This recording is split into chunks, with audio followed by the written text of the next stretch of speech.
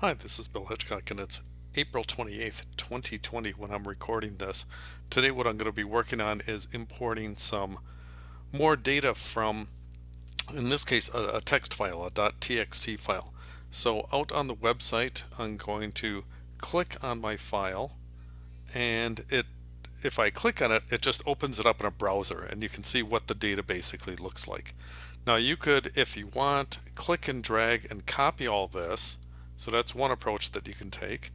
The other thing that you might do is, rather than clicking on the file, go ahead and right click on it and choose Save Link As. And we're going to save this onto, in my case, I'm going to save it on the C drive in my temp directory. And I'll just call it JTerm 2020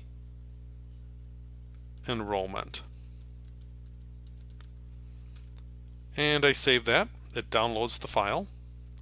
Now, if you just double click on this, it may open in something that you want, it may not. So what I'm going to do is I'm going to go and find on my computer, I'm going to search for a program that's called Notepad.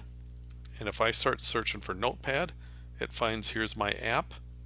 So I'll click on that and open up Microsoft Notepad. Maximize this here. Click on File, Open, and browse to where you saved your file. So I'm clicking on my C drive, I'm going to my temp directory. Here's JTerm 2020 enrollment. I'll open that up, and there's my file.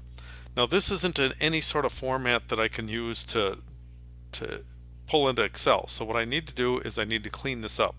So at the top here, if I hold Shift and hit End, you can see there I've got my field names. So I want to keep those. I'm going to go down one cell, and now I want to delete this whole line and bring this one up. So what I'm going to do is I'm going to hold my Shift key, hit my down arrow, and it actually is selecting something, and then hit your delete key. And it deletes that record. Now I'm going to repeat that process for all these other kind of blanks and this extraneous information. So I cursor down a cell, hold Shift, cursor down 1, 2, 3, 4, stop there, hit delete, it moves everything up.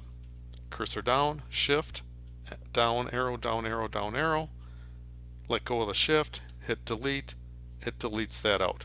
So we have to go through and do this for every single record, and granted it takes a little bit of time, but it's not all that bad. And if you're nervous about kind of messing things up, every now and then go ahead, save this, and in fact the first time what I'd be tempted to do is go Save As and just call it something like JTerm 2020 clean, so you know that you've got your kind of cleaned up data, and then continue on and delete all the rest of these records.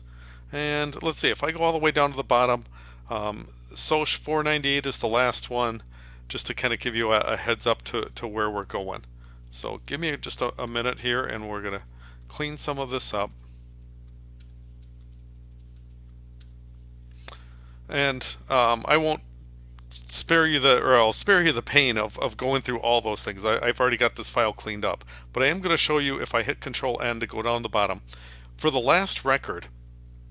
So let's say if I come down here to the last couple records, I'm going to hold my Shift key, cursor down, delete this one, and then I'm going to cursor down, hit delete, and then I'll hit, I'm sorry, let me try that again. Cursor down, hold Shift, down arrow, hit delete, and notice that my cursor is still kind of on that last line, so I'm going to hit backspace, and it moves it up to the last record there, and that's where I want to save this. So I'm going to go File, Save. Your job, go through, clean up all the rest of these records. It won't take you all that long. Once you get that done, close the file, so you can close up Notepad. And then what you'll do is you'll start up Excel and click File, Open, and choose Browse.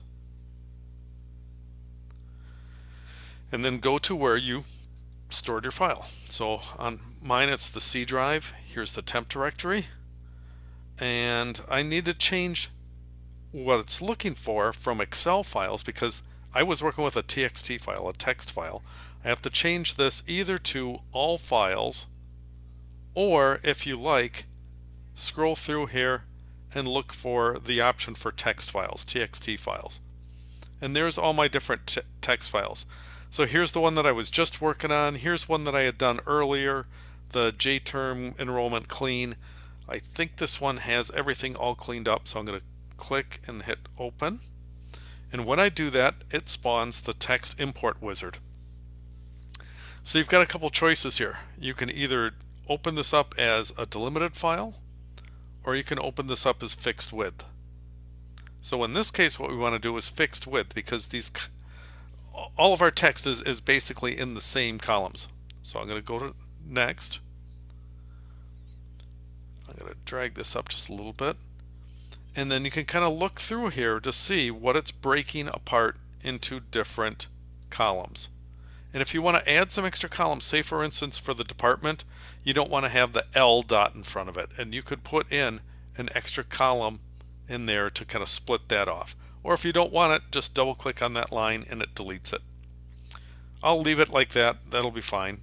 Down here for the credits, I've got this 1-12 in here, and I really don't want that dash in there because if I leave it as 1-12, Excel wants to interpret that as a date, like January 12th, and I don't want that. So what I'm going to do is I'm going to add a couple columns around here. I do want to scroll through my data just to check my credits and make sure that I don't have anything that's greater than a single digit in the leftmost one. And it looks like they're all 3 characters. That looks fine. So that should work out. I'm going to scroll out a little bit further. The time function, there I would encourage you to break this out and get rid of that dash in between it, because I want to interpret this 9 o'clock as being 9 a.m. I want to interpret this 3 p.m. as and 12:30 p.m. as our ending time. Problem is when we read in the p.m., because it's jammed right next to the time, Excel can't handle it.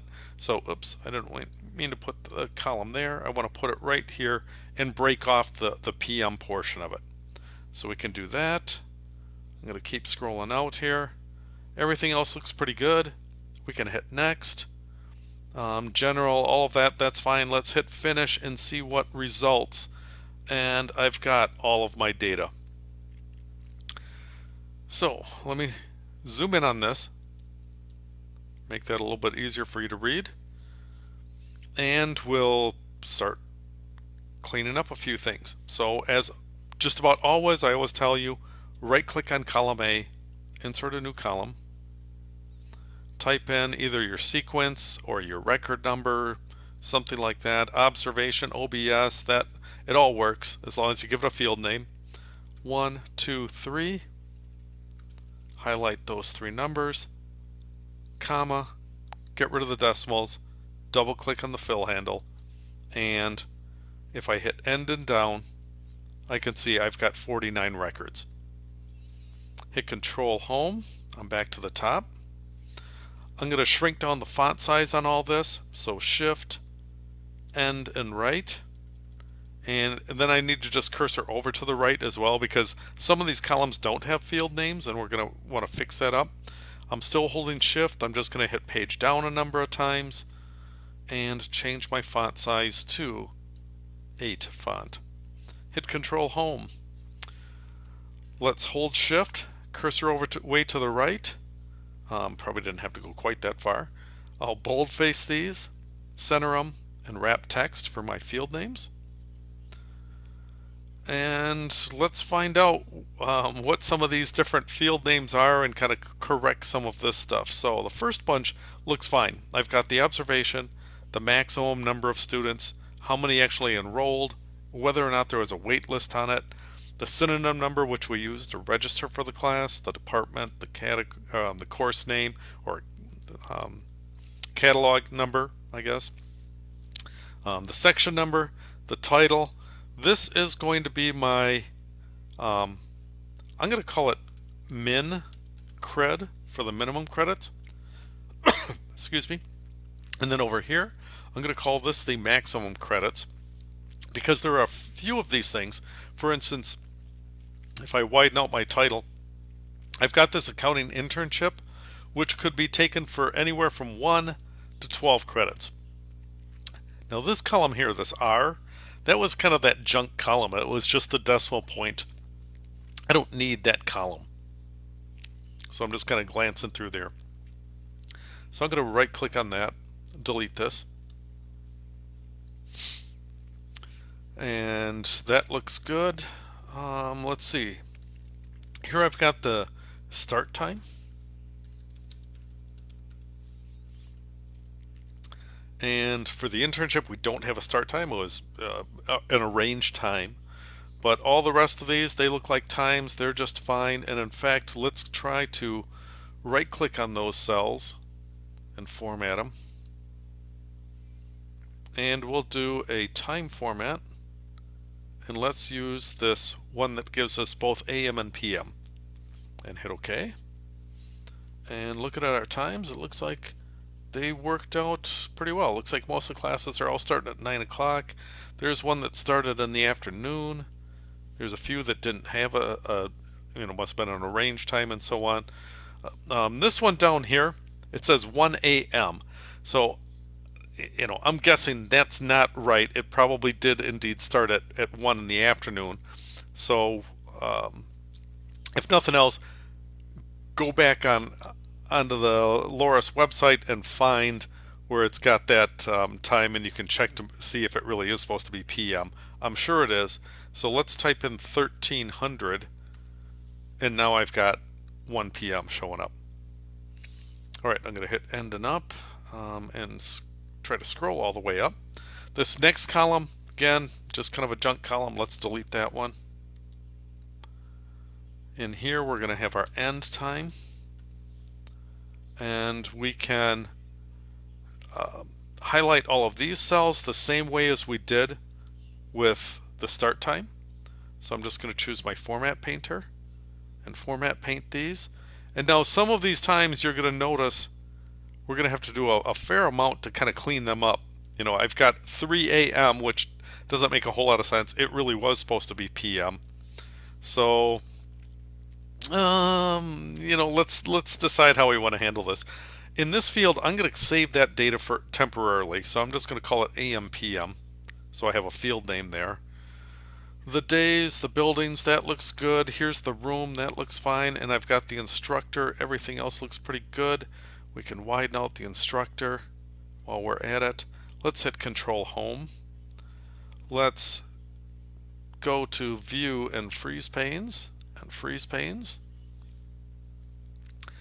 Let's select all the columns and widen out the columns, adjust the column widths to auto width, and things are starting to look pretty good. I mean, I can read just about my whole spreadsheet. It's probably a little bit too wide to actually print all this information. We can kind of clean some of that up. So we've got that. I want to go to File, Save As, browse to where you want to save this. I'm going to leave this on my C drive in my temp folder. You can save it wherever you like. But now make sure that you change the file type back to an Excel workbook. Otherwise you won't be able to save any of that data. So I'm going to call this thing my Chapter 10 J-term enrollment. And it says it already exists, so I better call it enrollment version 2.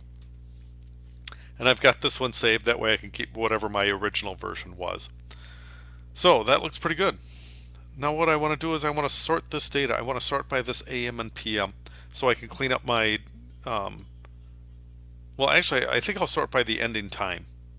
So I'm going to go to Data, sort it by the ending time, and here's one. It's a 1 a.m. It really should have been PM, so let's make this 1300. This one's 2 a.m., so it should be 2 p.m., 1400. Here's 1500, for 3 in the afternoon, and I can copy that down. Here's another one. This one we're going to make 15:30, and the next one down is 13:30. Same with the next one, so we've got those in. We've got a number that are 4 a.m. and should have been 4 p.m. 1600. Copy this down. And just a few more to fix up. Here's a 5 a.m. That would be what, 1700. And we can copy this one. And then we've got this last one. It should have been, this one actually did start at 8 o'clock in the morning and ended at 6 o'clock in the evening. So let's make this 1800 hours. Otherwise, everything else, they are AMs. There we've got some PMs. Those are looking right. And now that I've got all my times set up correctly, I no longer need this particular column. So we can delete that out. And hence, again, it tightens everything up a little bit, gives us a bit more room. For the credits, I'm just going to shrink these up a little bit. And then I'm going to increase my row height. So again, I'm just trying to see if I can fit this on one screen across so I can read this a little bit easier and do the same thing for printing this out. So let me save that work. That's the cleansing of our data, and now it's up to you to kind of do some of the calculation, the work on this. So let's add in some calculations. One of the things I want to take a look at is what the maximum enrollment was and how many seats were actually used up. So let's insert another column here. And let's say percent full. So my percentage full is going to be the used divided by the max. And then I'll format this as a percent sign. Double click and copy it down and widen out this column because some of these must be too narrow. And I look at this and I get this division by 0. So in this case, we've got to make a call.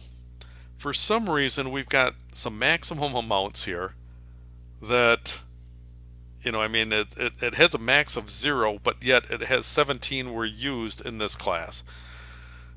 So, we can go around this a few different ways. One thing I might do is I'm going to put in a column and say, call this the, I don't know, maybe the realistic. I'm trying to think of what I want to do here. I want to get another maximum here, and maybe we'll just call it the theoretical max. That's too much. We'll call it max 2. All right. So in the case where we've got 0, or in the case of, for some reason, if the used is greater than whatever this maximum is, I want to just set that equal. So what I'm going to do is I'm going to say equals if, parenthesis, if this cell equals 0, then what I'm going to do is take whatever was in the used column and use that. Otherwise, if it's not 0, I'm just going to use whatever's in the max. So here I've got 15, copy this down, and now if I change my percent full to be the used divided by this new calculated max and copy this down, we can take a look at some of our numbers and see how that works out. Now a few of these, it looks like it was actually kind of over capacity, right? It said that they would handle 25 and they enrolled a total of 32 students in that class. And in that case, we might want to just keep it like that, and just use it as a way to kind of say, hey, look, there's a few of these classes that are kind of over full. And we could sort by this and so on. Another thing that we could do with it is at the bottom, if we want to do some calculations here. We could do the totals, and I'll do a sum of the maximums, and then just copy that across. So we find out that, kind of realistically, we had 868 seats that are available.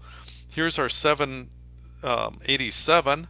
So if I find out what the total capacity was for January term, it was 91% full, and that's something that we could track from January term to January term. From a college perspective, we might want to take a look at and see what that is. For the wait list, rather than using a sum formula, we could use a count. And I'm going to use the count A function. And I want to count up because I think all these wait lists, if they had something that was the letter Y, I don't want to include the field name here. And we find out that there was 11 courses that had a wait list. And while I'm in here, I'm just going to highlight all these things and center that wait list character, so it's a little bit easier to spot that. Alright, so let's do some more sums. Let's copy this across for the credits to kind of give us some idea about what we have in here. Perhaps for the credits, what we want to do is come up, if we're going to try to do like an FTE, a full-time equivalent, we might want to do an average credit. So I'm going to insert a column, make this av cred, and we'll do let's see. On this one, I probably don't want to use zeros. So let's just do this, equals, if, parenthesis, if the maximum credit equals a 0, then I'm just going to use the minimum credit. But if it's not, I'm going to take the average of both the max and min. So in this case I got 3. We'll copy it down. And let's look down here farther. Here's where we've got those internships. So, because we don't know exactly how many credits some student was taking this for, we'll just assume we'll do an average, come up with 6.5 here. This one, we've got another internship, 1 to 6. We'll call it 3.5 for an average, and do something like that. And then we can copy this over and get full-time equivalents. Start and ending times, I don't want to sum those up, but we might want to do averages, and that looks good there. The other thing that I want to add in here is I'm going to right click next to the start and ending time. I want to insert another column, and we'll make this the elapsed or elapsed time. And I want to take the ending time and subtract off the starting time. Gives me 3 a.m., which if I just format this differently, I want it to format it without the AM PM. So it tells me that this class lasted 3 hours per day. Copy this down, and we'll scroll down through this. Look for any weird anomalies. Here's some that it's given us 0 because it was arranged. You can decide if you want to keep that in. I might be tempted to actually delete those out. And the other one that I want to look at, here's one that's showing up as 10 hours, which I guess it was a study away class, I think. So we've got that one in. All right, for the days. This one, we can decide, one thing I want to take a look at is find out how many of these courses were offered on Mondays, on Tuesdays, on Wednesdays, on Thursdays, and Fridays. So what I'm going to do is I'm going to add some more columns in here, and I'll put in, turn on my caps lock, Mondays, Tuesdays, Wednesdays, Thursdays, and Fridays. Oops, Fridays. There we go. And it looks like I didn't actually format that the same way, so I'll do my format painter and choose that. So we can do some checks here. and find out if some of these courses were offered on these particular days. You might try a find function. So we can try find. I want to find this character, and I always want to use that cell. So I'm going to hit function F4 within my time, and I always want to use that column. And for the start number, I'm just going to leave that blank and see what happens. And this gives me Monday, gives me a 1. So let's copy this across. And it's telling me where those items are being found. And then if I copy this down, in some cases we end up getting values because it can't find an M. It did find a T, it did find a 2, and it gives me a couple of values that it didn't find that character. But at least we've got a pretty good start as far as which one of these courses was offered on a Monday, a Tuesday, a Wednesday, a Thursday, and a Friday. And then you can do some other manipulations. You can kind of clean up this data and try some things out that way. All right, let's save our work and maybe readjust a couple of these columns here.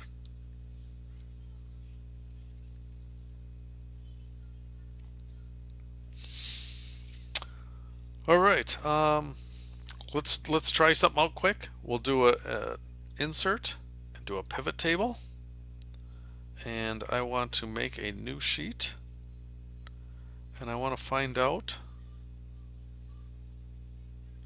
by department what the, let's see. Let's see if I can find the used.